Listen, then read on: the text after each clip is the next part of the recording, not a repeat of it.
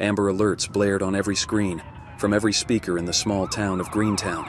Everyone pulled their phones out of their pockets and purses and scrolled for details. Marcus, age 10, is missing. He was last seen at Greentown Elementary School and was too young to be away from his family. Greentown is usually a calm town with quiet streets and friendly neighbors at their front porches. Though they kept their doors shut for their own benefit, the school turned into the hub of an enormous search effort. Police, volunteers, and members of the public combed every part of the building and the surrounding fields and woods. Helicopters soared overhead and scent search dogs sniffed out the area, but Marcus was nowhere to be found. Days turned into weeks, and the search efforts gradually waned. The once hopeful faces of the search parties turned grim as the possibility of finding Marcus alive grew slimmer. There was gossip. Marcus was probably gone. Some said he'd run away. A few conjectured, but only in whispers, that other influences were at work. The police, trying to pursue the case long after they argued it had gone cold, found no evidence and filed the case. They decided that Marcus had probably run away and listed the major case number as closed. The people of Greentown had to go on with their lives. In time, people forgot all about a missing boy. It would take 6 years for the quiet of Greentown to fall back into place. The abandoned Greentown Elementary School, where the guns blazed and children shrieked that violent day, morphed into what it seems to be now. A ghost, reclaimed by grapevines and abandoned windows, staring in silent reflection on a past few could remember, but Marcus never really went away. The story lingered at the fringes of his family's conversations, a haunting tale of urban legend recounted to the younger children by the older ones. Noah and Oliver, aged 16, were among them. Friends since kindergarten, they'd grown up sharing a passion for the unsolved and unexplained. For each of them, the story of Marcus was a source of fascination, fueling a whole series of hypotheses and telling a whole imagined narrative of what had happened or might have happened to Marcus. As they grew older, that speculation reworked into a desire to know the truth. Unlike the other kids, they did not let go. Who was Marcus? Why did he disappear? And why was the school never reopened? Is the answer to the mystery hidden in the abandoned building? Sitting upstairs in Noah's room on a cold fall night with flashlights casting long shadows on the walls, the boys swore that the next time they were together, they would journey to the old school on their own. It was a reckless plan, dangerously cool. Nevertheless, they were bound for adventure and for fear. At some point that weekend, the boys hatched a sleepover, though their primary objective wasn't restful slumber, but a stealthy midnight mission.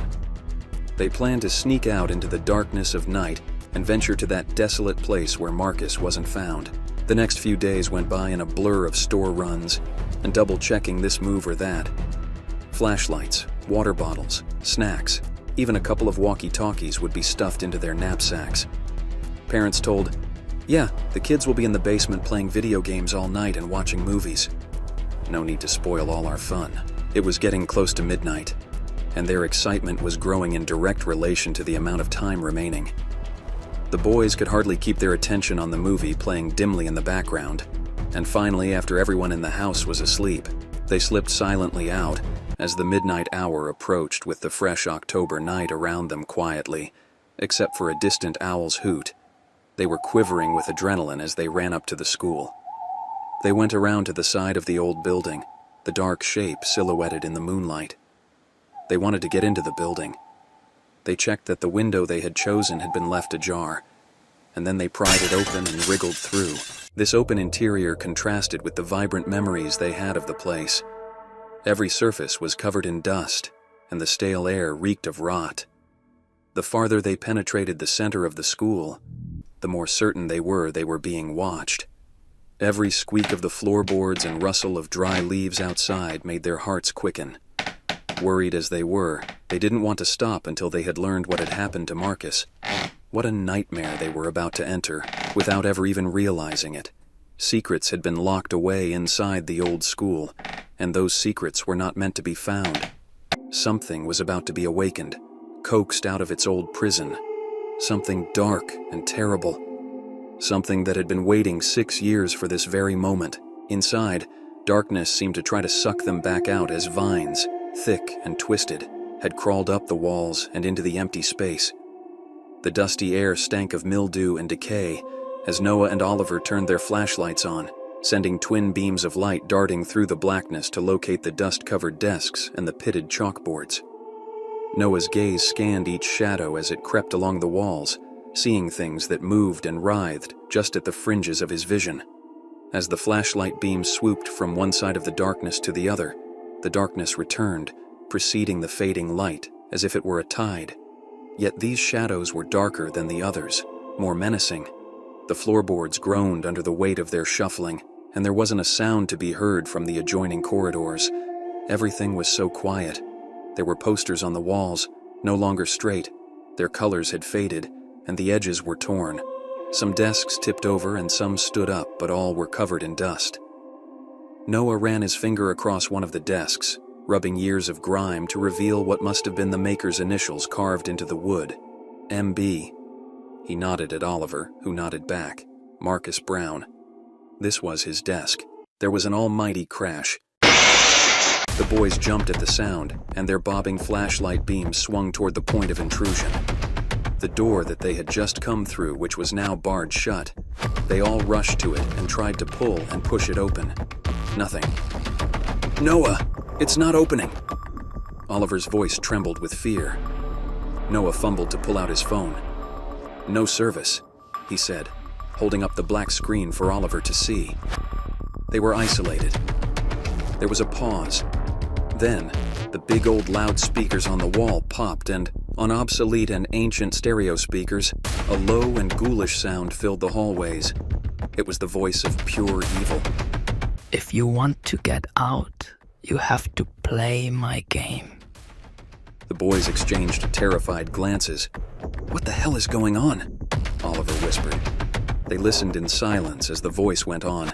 "If you can make it out of the school before sunrise, you can live. There is a key hidden somewhere in the school which will open the locked door and set you free. Find it before time runs out." A door to the cafeteria creaked open in the hall, and the sound echoed along the empty corridor. On a table inside, a yellow note lay on the floor. "I know why you're here. You want to find out how the boy disappeared. Marcus was here like you, but he didn't listen and couldn't follow the rules. And now he's gone. Don't be like Marcus. Go to the math room to find a clue."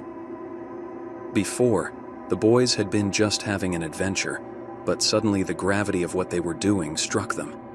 It was no longer just a game. It was life or death. "This isn't happening," Oliver repeated, his voice cracking. "This is a terrible, terrible joke, right?" Noah shook his head, his face grim but ashen. "I don't think so, Oliver.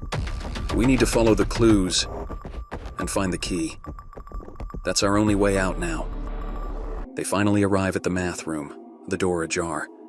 They push it open and enter, flashlights scanning the rows of desks and a giant chalkboard covered in faded equations. The room is colder than the rest of the school, and a chill runs up Noah's spine. In the back of the room, they found another paper with a message pinned to a bulletin board. "Beware of those you trust. Not all your friends are friendly. Even Marcus learned that lesson. The next clue will be at a place you go to read." "Be wary of who you can trust. What does it mean? What does it mean?" Oliver asked. His voice had dropped to almost a whisper. Noah shook his head. "I don't know. But we must be on our way. The library is probably our best bet for where we need to go next." On their way from the math room to the library, the heaviness was palpable. Closing walls and thick, humid darkness surrounded them, thickening with each step they took. Lockers, now empty, were spaced along the hallways, some open with books and other personal artifacts left behind during the furious notice period rush of emptying the school. It looked as if the library doors were about to come apart. They shook their heads. They were wooden, lined with cracks, peeled back in rough squares of paint that were stuck unevenly. This time they each pushed the doors and stepped in. The room unraveled before their eyes. In the dim light, The boys stood for a moment, holding their breaths, trying to see. The air was heavy with dust, and the silence was so thick it made their ears hurt. They each walked up and down the stacks, their flashlights moving from one spine to the next.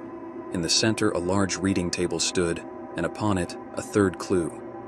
Books can be windows to the past. The answer lies where stories live. Noah held the note. The paper shook in his nervous hands. Books can be windows to the past, he said. What does that mean? Oliver yelled, "History books," and ran towards the history section of the library. Maybe something is hidden in those books? They took down the history books, feeling behind them for secret compartments, for clues of any kind. The library was as silent as a tomb, and most of the noise came from turned pages and the thump of each book falling to the floor. The clock tick-tocked away minutes, and the gathering urgency fed their desperation for the next clue. "Look," said Noah, a book with the title, Ancient Rituals and Mysteries, Jacob William Davis. He repeated the name several times in a slow voice. Jacob William Davis. I've heard that name. A long time ago, but when? As he was about to say again, Oliver hollered, "Come on, Noah, we got to hurry. Look inside the book. We got to get out of here." When Noah lifted the book from the floor base, a small key fell to the floor. Nudging each other wide, grinning, they together picked up the key and jumped to their feet and ran to the locked door. There they arrived, but only to find out that the key did not open the lock. Instead, hung from the door was another note. Noah and Oliver ran down the old school's dark hallways, their hearts beating in tandem. The clues in the game had been too specific, one after another, each deeper and darker than the last. The science lab had borne an ominous note tucked into a beaker. Warning. In experiments, one must always be mindful of unintended consequences. Seek your next clue where creativity flows. The next clue was in the art room, where another stylized sign grinned at them from a painting. Art can show you the world, but maybe it should show you your inner world. Your next clue could be somewhere that strength is tested. The boys ran to the gymnasium where they found the following message attached to a filthy basketball. Some play fair, some play foul. When you're in the game of life, all is fair. You bet your self-respect against the rule. And here is your last clue, in the place of authority. This last clue led the boys to the principal's office, a place neither had entered since they had been students. The door to the principal's office groaned as they pushed it open. It was the same as they remembered, but also quite different. Now, it felt shadowy and neglected.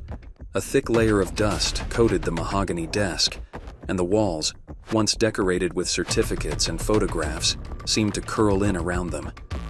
On the desk sat a final note. The key to your freedom is in your hands. Are you prepared to pay the price? Noah snatched up the note, his hands shaking. We have to find that key. His voice caught in his throat. That's our only way out. Oliver nodded, his face pale. But where do we even start looking? They searched the office frantically. They could hear them now, slamming drawers and cabinets, lifting dusty books and papers. A red clock hung on the wall somewhere, its numbers growing bigger. Time was running out. Noah was trembling visibly. When they searched the office, they discovered a tiny, locked compartment inside the desk. It's got to be in here. Noah's voice was low and earnest. We just need the key to open it. They searched the room, in dusty nooks and behind the portrait on the wall. Then Oliver's flashlight beamed across a spot of tarnished metal. I think I found it, he said, pulling it down from behind the portrait. Small, rusty, and very old. Noah inserted the key into the lock and twisted. There was a click, and the drawer flew open. Inside was an old, large ornamental key. That must be the key that opens the door to the way out, Noah said, lifting it. Just then, the loudspeaker crackled to life once more. The haunting voice of the wilting old man once again bounced around the room. Congratulations. You have done well, and have found the key to freedom. I salute you. However, there's one small catch. Only one of you can use the key to walk out of here alive. The other must remain. You must decide. Who will be the coward? Who will be brave? Only one of you will live, and the other will go to his grave.